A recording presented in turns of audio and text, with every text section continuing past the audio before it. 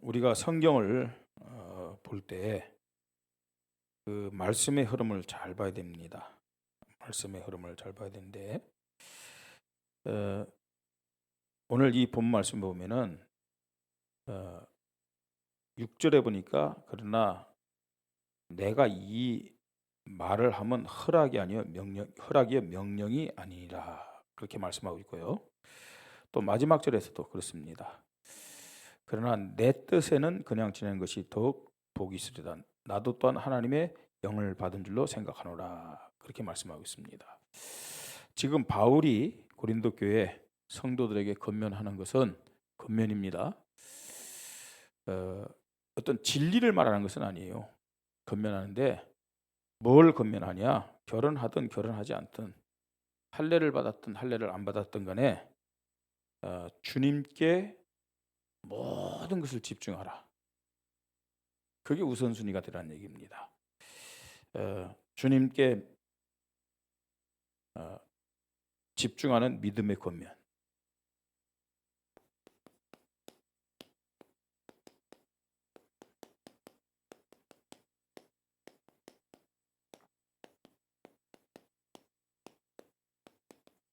지금 이걸 하고 있는 것이죠. 왜 우리가 주님께 집중해야 되느냐? 그렇지 않으면 사단에게 우리가 속는다 정도가 아닙니다. 다 빼앗기기 때문이에요. 그래서 결혼하는 것도 왜 결혼해야 되느냐? 주님께 집중하기 위해서. 아멘. 혼자 사는 것도 왜 혼자 살아야 되냐? 주님께 집중하기 위해서. 그죠? 반대로요. 주님께 집중이 안 되면 굳이 결혼할 필요 없다는 얘기예요. 또 주님께 집중 안 되면은 혼자 살아도 안 된다는 얘기예요. 그 모든 기준은 뭐예요? 주님께 집중하라는 얘기예요. 어떻습니까, 여러분? 우리 장로님들 중에서 혼자 사시는 분들도 있는데 주님께 집중이 됩니까? 혼자 사세요. 예. 혹시 뭐 나이가 이제 뭐 60대도 지나고 70대도 지나는데 나 혼자 사는 게 집중이 아니다. 결혼하세요. 주 안에서. 예. 여러분 결혼했는데 주님께 집중이 안 된다. 이혼하기를 기도하지 마시고 집중할 수 있게 해달라고 기도하시 바랍니다. 그죠? 우리 원동환 집사님 결혼한 지 이제 2주 지났어요. 그죠? 주님께 집중돼야 되지 사람에게 집중하려면은 그게 사단의 통로라고 그랬어요. 그죠? 자, 이 주님께 집중하는 믿음의 권면을 지금 하고 있습니다. 이제 지난주에도 그렇고요. 계속해서 이제 결혼에 대한 얘기가 나옵니다. 결혼. 왜 결혼을 해야 되느냐? 그죠?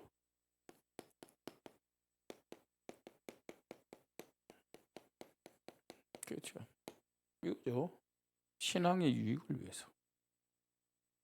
난 잘 모르고 결혼했는데 이왕 결혼한 거 여기에 맞추시기 바랍니다.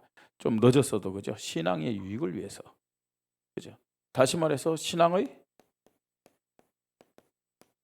동역자가 돼야 돼요. 기도하세요. 네? 어떤 지금 내가 결혼했는데 이거 물을 수도 없고 신앙의 동역자가 되게 하여 주시옵소서. 혹시 내가 볼 때 도저히 이 사람은 신앙의 동역자가 안 될 것 같다. 기도하세요. 하나님 때려 죽이서라도 신앙의 동역자가 되게 하여 주시옵소서. 이거 돼야 된다니까요. 자, 신앙의 동역자. 이것 때문에 우리가 결혼을 해야 됩니다. 자, 그런데 신앙의 동역자가 되는데 정말로 이 신앙의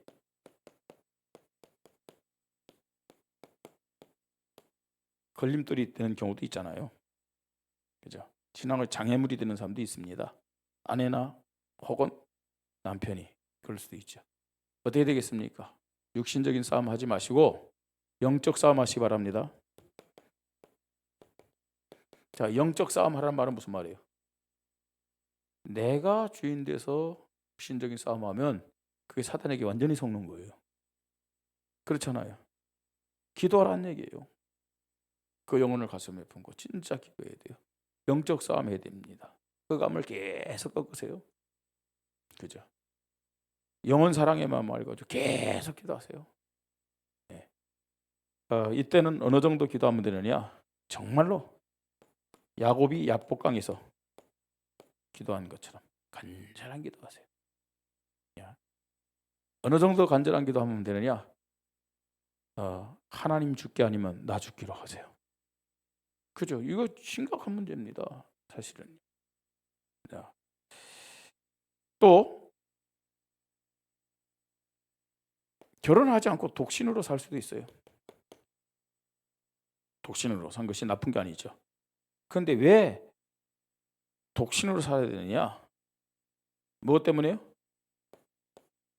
하나님 주신 사명 때문에. 독신의 이유, 귀찮아서. 그거 잘못된 거예요. 그죠? 나는 남자도 귀찮고 애도 귀찮고 나는 혼자 살아야 돼. 지금 세태가 그렇잖아요. 그죠? 그거는 인본주의 중에 인본주의입니다. 그것도 역시 창세기 3장, 6장, 11장에. 그죠? 사명 때문에 독신을 산다. 그건 맞아요. 그런데 사명과 관계없이 어떤 이런 육신적인 것 때문에 혼자 산다. 그건 사실은 타락입니다. 창세기 3장, 6장, 11장.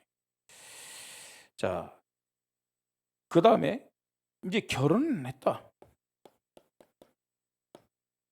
결혼한 자들이 이혼하는 경우 있잖아요. 이혼한 경우. 자, 성경은 분명히 말씀합니다. 이건 절대 불가다. 그렇게 얘기하는데 이 본뜻이 뭐냐? 불가하는데 한글로 어떻게 할 거예요? 그죠? 성경이 불가하는데 한글로 어떻게 할 거예요? 그래서 이 의미는 뭡니까, 여러분? 정말로 하나님의 주권 앞에 서라. 계속 기도해야 돼요. 하나님, 내가 원튼 내가 원치 않다 이혼했다. 하나님의 뜻이 뭡니까? 그럼 어떻게 되겠어요? 지금 이혼 상태에서요. 뭐 해야 되겠어요? 이것이 나의 걸림돌이 되면 안 되겠죠. 오히려 주님께 집중할 수 있는 시간이 되게 해달라고. 그렇게 믿음을 고백하는 것이죠. 자, 이런 지금 전체적인 흐름을 우리가 보면서 오늘 성경의 본문을 좀 이해를 해야 되겠습니다. 17절부터 24절. 여기 보면요, 하나님이 우리 성도들에게도 세상에 다 지위들을 주셨어요. 예. 우리가 알아야 됩니다. 여기 보면 그 17절부터 보면 어떤 내용이 있습니까? 거기 보면요, 오직 주께서 각 사람에게 나눠 주신 대로 하나님이 각 사람을 부르신 그대로 행하라. 그러면서 할례, 무할례, 또 종과 자유, 뭐 이런 것들에 대해서 쭉 얘기합니다. 그러니까 초대교회 상황을 봐야 되겠죠. 지금 이 시대가 어떤 시대냐? 어떤 시대예요? 자유인이 있는가 하면은 누가 있어요? 종과 노예가 있었던 시대예요. 그죠? 그 다음에 유대교회 입교해서 예수 믿기 전에요. 할례를 받은 사람이 있는가 하면은 또 유대교와 상관없이 우상 숭비다가 예수 믿은 사람도 있을 거 아니에요. 할례 받은 사람과 할례 받지 않은 사람이 있을 거 아니에요. 이제 그런 배경들을 우리가 보면서 성경을 봐야 되겠죠. 예. 또 교회 안에는 유대인도 있고 누구도 있겠어요? 이방인도 있잖아요. 그죠? 여기 뭐 로마 사람들이든지 그리스 사람이든지 그 당시 헬라죠. 이런 사람들이 있단 말이에요. 다양하게 교회 안에 있어요. 자, 그러면서요, 이제 우리가 이거 봐야 될 것은 이런 배경을 좀 보면서 성도들의 배경이죠. 이런 것에 얽매이지 말라. 자, 얽매이면 어떻게 되냐? 교회 분쟁이 생기는 거예요. 그죠? 나는 이를테면 주인이에요. 나는 자유인이에요. 근데 우리 집 그 노예가 지금 여기 와서 같이 예배를 드리는 거예요. 네? 나는 유대인이에요. 저 사람은 이방인인데 같이 뭐 예수 믿는다고 예배를 드리는 거예요. 그 유대인 입장에서는요, 야, 저것들이 과연 구원받았을까? 그럴 수 있잖아요, 그죠? 나는 할례 받은 사람이고 저 사람은 할례를 받지 않았어요. 예? 나는 하나님 앞에 거룩한 예식을 치른 사람이고 저 사람도 안 치렀어요. 선입견이 있을 수 있잖아요. 자, 이런 것들에 얽매이지 말라. 얽매이면 뭐냐? 그게 하나의 분쟁거리가 되는 거죠. 사탄의 통로가 되죠. 그래서요, 정말로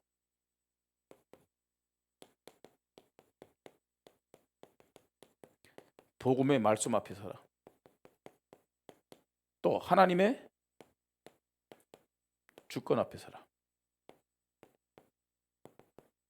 그걸 지금 얘기하는 거예요. 이런 것들 얽매이지 말고, 사실은 예수 믿기 전에 이런 모습들 있잖아요. 그 다음 육신적인 거잖아요. 이런 것에 얽매이지 말고.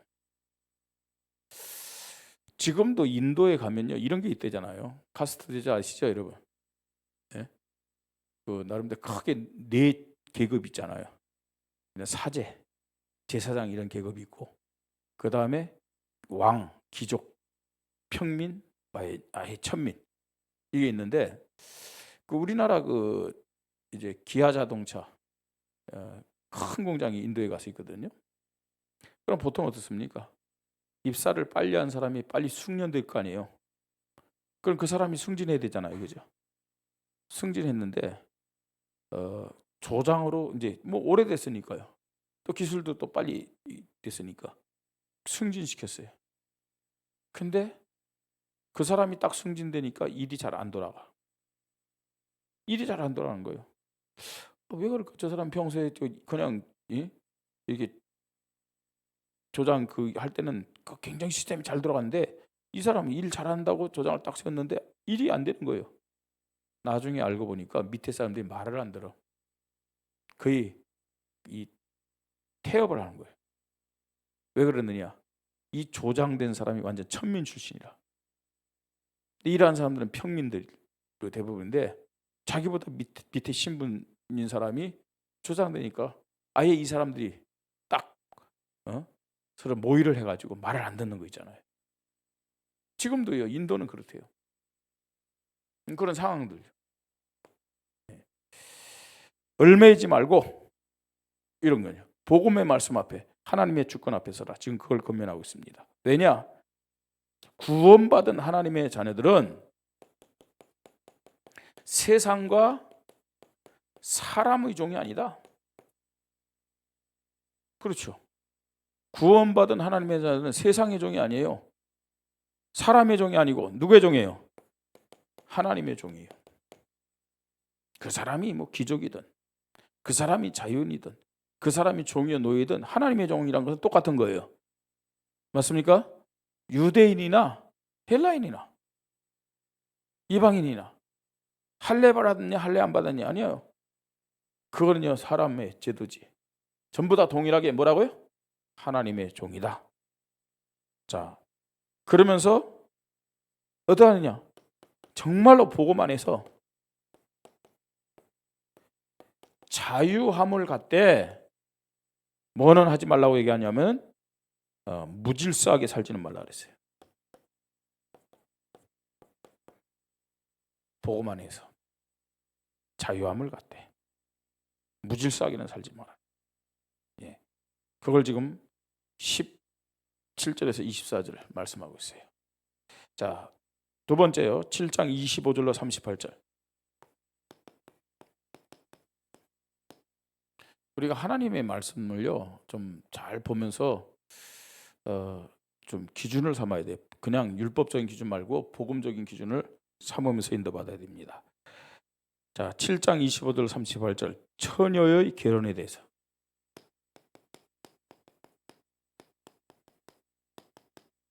처녀의 결혼에 대해서 권면을 하죠. 25절에 뭐라고 말씀합니까? 처녀에 대해서는 내가 주께 받은 계명이 없으되 주의 자비하심을 받아서 충성스러운 자가 된 내가 뭐 한다고요? 의견을 말하노니. 이 말은 무슨 말일까요? 절대적인 것은 아니란 얘기. 그냥 이 지금 성령 인도 받는 바울의 의견을 말하는 거예요. 참고하라는 얘기죠. 자, 그래서 처녀는 뭐냐? 결혼하라, 결혼하지 말라? 처녀는 결혼하라, 결혼하지 말라? 예? 그냥 독신으로 살아라. 처녀들은 그렇게 얘기합니다. 자, 왜 그렇게 얘기할까요? 지금요, 금욕주의로 살아라 그 말이 아닙니다. 항상 이 성경의 배경을 보고 우리가 알아야 된다니까요. 무슨 배경이에요? 바울이 이렇게 지금 처녀는 할 수 있으면 결혼하지 말라 그랬어요. 왜 그럴까요? 무슨 사상?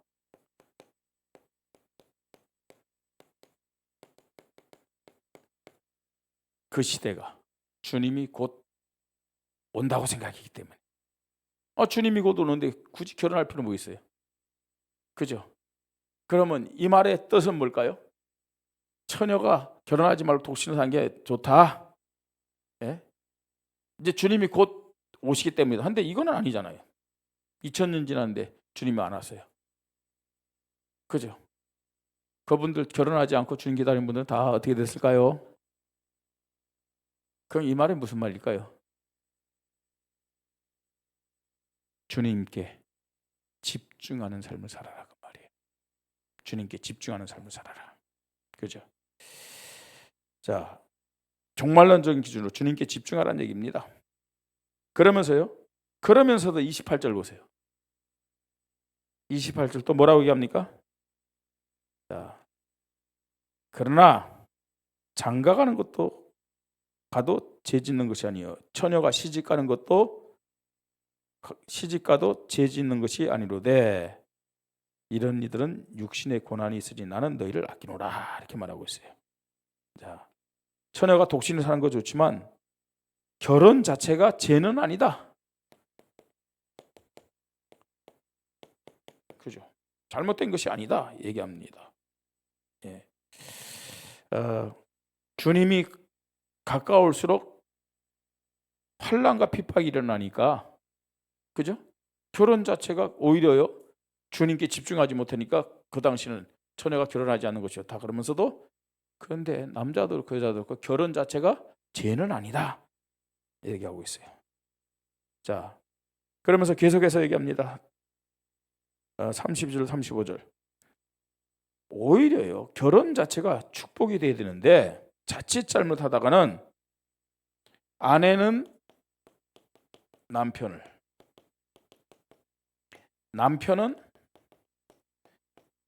아내를 알게 모르게 이런 거 있잖아요.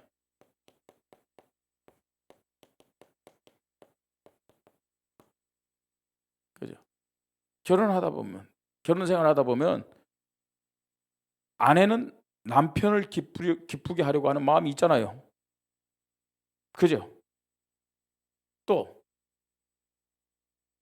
이 아내는 남편을 기쁘게 하고 또 남편은 아내를 기쁘게 하려는 그 마음이 있잖아요. 자, 그러니까요 사람을 기쁘게 하려다가 주님을 향한 마음이 갈라지지 않게 하라.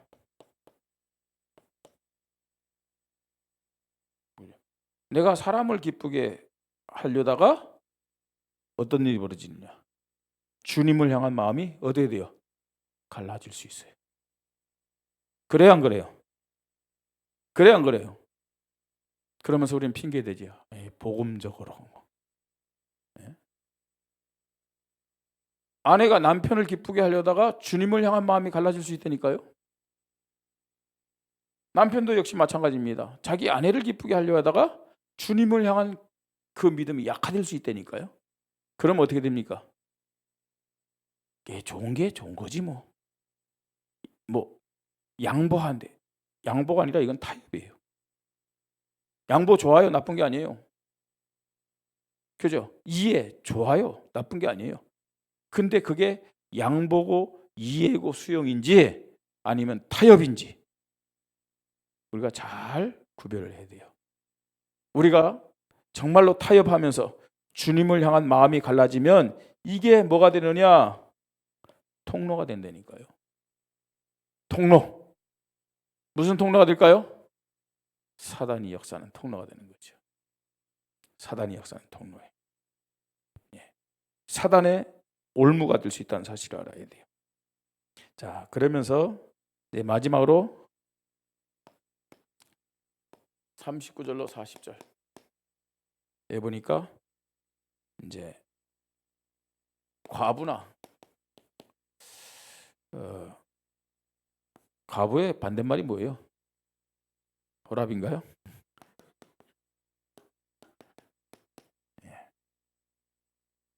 과부, 호랍이 재혼에 대한 권면입니다.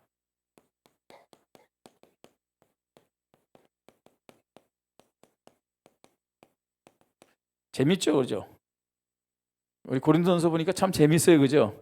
이런 내용들을 좀 세밀히 좀 얘기하고 있잖아요, 그죠? 자, 과부 호랍이 그 재혼에 대한 권면입니다. 첫 번째, 바울은 아주 한결같아요. 뭐라고요? 독신으로 살아라. 그냥 살아라. 헤어졌으면 독신으로 살아라. 자, 만약에 결혼해야 된다. 그러면요, 정말로 주 안에서 결혼하라. 이 주 안에서 결혼하라는 말을 어떻게 적용시킬 수 있을까요? 진짜요. 언약 때문에. 내가요, 여러분, 이 사람과 결혼해가지고 이 사람 생명을 살려야 되겠다 하는데 나에게 영적 손해가 되는 것은 그건 인본주의입니다. 그죠? 내가 살리는 게 아닙니다. 하나님이 살려야 되죠. 그러니까 그예요. 우리 다락방 하는 사람들은 그런 거 있어요. 내가 정말 저 영혼을 살려야 되겠고 뭐 그러면서요, 영적으로 손해되는 사람 너무 많아요. 그건 뭐냐? 진짜요. 주 안에서 결혼이 아니에요. 내 동기, 내 계산 가지고 결혼하면 이렇게 되는 거예요. 영적 손해. 영적 손해 보지 말고 주 안에서 결혼하라. 일방적인 것이 되면 안 돼요. 영적인 것도요. 상대적이 돼야 되죠. 나의 연약함이 저 사람에 의해서 보충이 돼야 되고 저 사람의 연약함이 나를 통해서 보충이 돼야 되지. 그렇죠? 일방적으로 내가 저 사람, 근데 그 사람 때문에 내가 영적으로 손해된다. 그건 어떤 면에서는요, 잘못하다간 타협이 될 수 있어요. 자, 하나님 중심적인 기준을 가지고 결혼하라 그 말입니다. 그러면서요, 결국 이거는 뭐냐? 아까도 얘기했지만 7장 6절 또 자기의 의견을 말한다고 그랬어요. 이건 명령이 아닌 뭐라고요? 명령이 아닌 뭐예요? 권면이다. 권면이다. 그 시대의 배경이라든지 이걸 가지고 뭘 하는 거냐? 신앙생활 잘하고 주님께 집중할 수 있는 믿음을 갖게 하는 뭐냐? 권면이다 라고 얘기를 합니다. 결론입니다. 결론. 자, 우리는 바울의 권면을 들으면서 또 어디로 돌아가야 되느냐?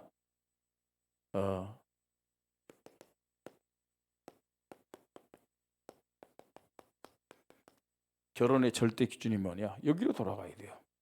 뭐 바울이 기록한 것도 하나님 말씀 성경은 맞아요. 그런데 결혼의 절대 기준이 어디 있느냐? 창세기 2장 18절 25절이죠. 그러니까 하나님이 직접 결혼제도 만드셨잖아요. 그죠? 이 말씀으로 우리는 돌아가야 됩니다. 그래서 결혼의 절대 기준 이겁니다. 하나님이 에덴 동산에서 아담과 하에게 직접 결혼 제도를 말씀해 주셨습니다. 자, 그러나 또 우리가 참고해야 될 것은 지금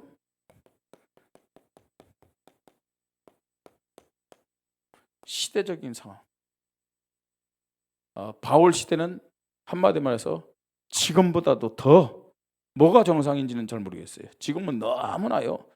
마치 주님의 재림이 저 멀리 있는 것처럼 어떤 주님 재림에 대한 긴장감이 없어. 과연 주님 재림이 멀고도 먼 날 일일까요? 언제 주님의 재림 오신다고요? 세계 복음화 될 때. 세계 복음화 되려면 아직 멀었죠, 그죠?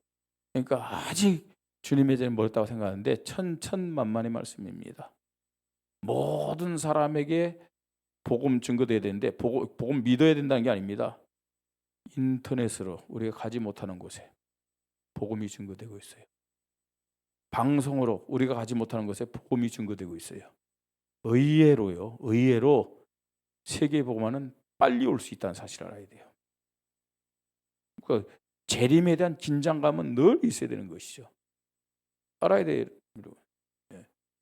오히려요, 바울 시대는요 금방 주님이 올 것 같이, 그죠? 지금 말씀의 흐름 보세요. 그런데 지금은 2000년 지났는데 오히려 그 재림에 대한 긴장감이 없어. 그나마 뭐 우리들은 세계 복음화 될 때 주님 재림하신다, 재림 얘기라도 하죠. 사단이 좋은 단어든 다 뺏어갔어요, 그죠? 예? 종말론자들이 재림 하니까 있죠. 이제 재림 얘기하면 뭔가 이상한 것처럼 다 속고 있어요 지금요. 아니 사단 얘기, 귀신 얘기 해야 되죠.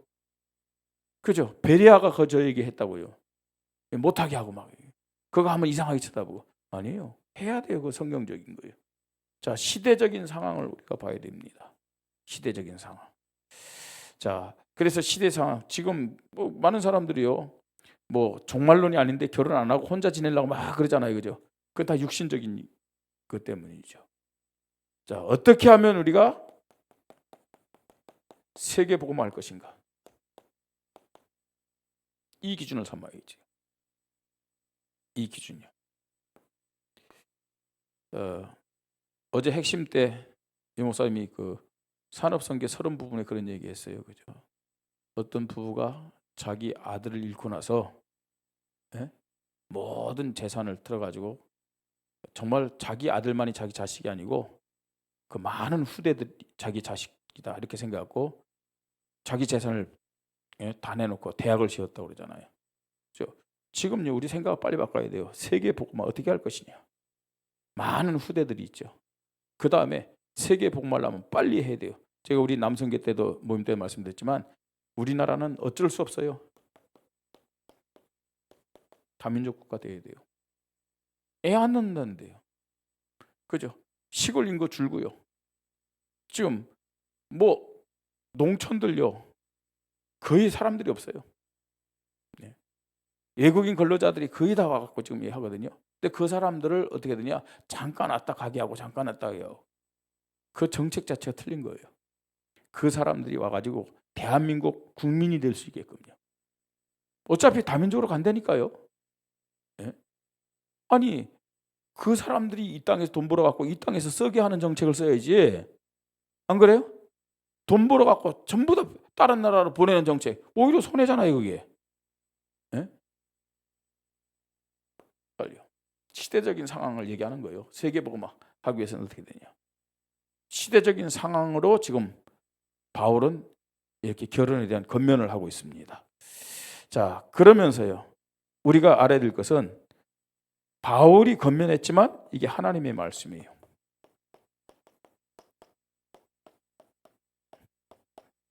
기준 삼아야 된다. 그죠? 뭘 기준 삼아야 되겠어요? 결혼이 맞느냐, 결혼이 안 맞느냐 그게 얘기 아니에요. 지금 바울이 말하고자 하는 핵심이 뭐예요? 결혼하든 결혼 안 하든 뭐예요? 이게 중요하다는 얘기. 이게 중요하죠. 결혼해갖고 주님 앞에 집중하지 못한다. 그건 축복이 아니잖아요. 그죠? 편하게 살고 뭐 좀 세상적 육신적 자유롭게 살려고 결혼을 한다. 그것도 답은 아니에요. 결혼 안 하든 결혼 하든 간에 기준은 어디에 맞춰야 되냐? 주님께 집중하는 데 맞춰야 될 줄 믿습니다. 그게 축복이에요. 오늘 주님께 집중하는 믿음을 가지고 한 주간도 여러분 가정에서 현장에서 승리하기를 바랍니다. 하나님께 영광 돌립니다. 저희들을 사랑하여 주셔서 우리의 형편과 환경과 여러 가지 상태와 조건과 관계없이 오직 그리스도 고백하고 주님께 집중할 수 있는 귀한 시간표 주시니 감사를 드립니다. 하나님 주신 말씀 붙잡고 주인공의 믿음 가지고 응답받고 승리하는 한 주간 되도록 축복하여 주시옵소서. 주 예수 그리스도 이름으로 기도드립니다. 아멘.